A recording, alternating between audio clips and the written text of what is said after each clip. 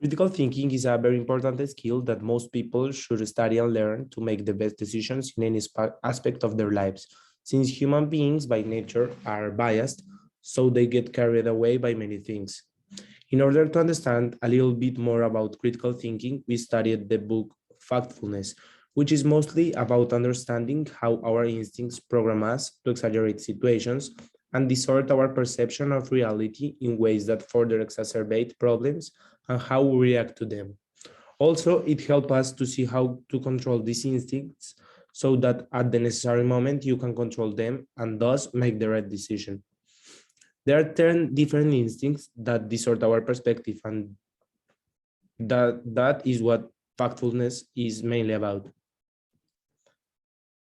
I'm going to briefly explain two instincts that are the gap instinct and the negativity instinct. The gap instinct, that is the tendency to divide things into two distinct and often opposing groups and imagine or project some sort of gap between them, is one of the most damaging instincts as it creates an imagined chasm that leads to all sorts of misperceptions.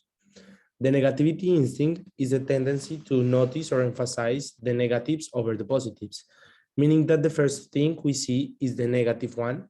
So that is why some media try to emphasize their news on bad things so that more people interact with their news.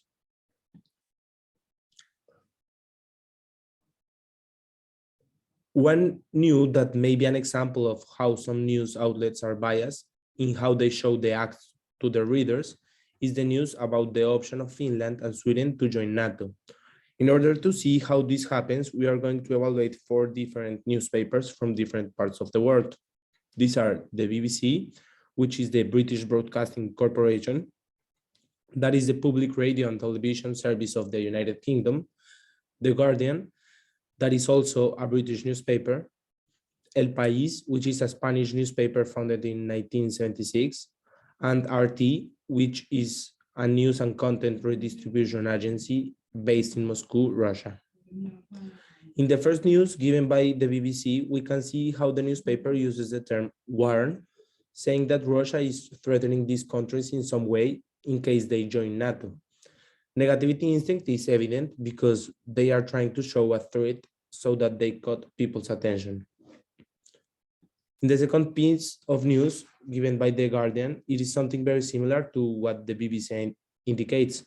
Since it is also a British media outlet and since its country is part of NATO, it takes a parry in terms of the war between Ukraine and Russia. They show a more drastic position, suggesting in its headline that they would use nuclear weapons in the event that Finland and Sweden join NATO.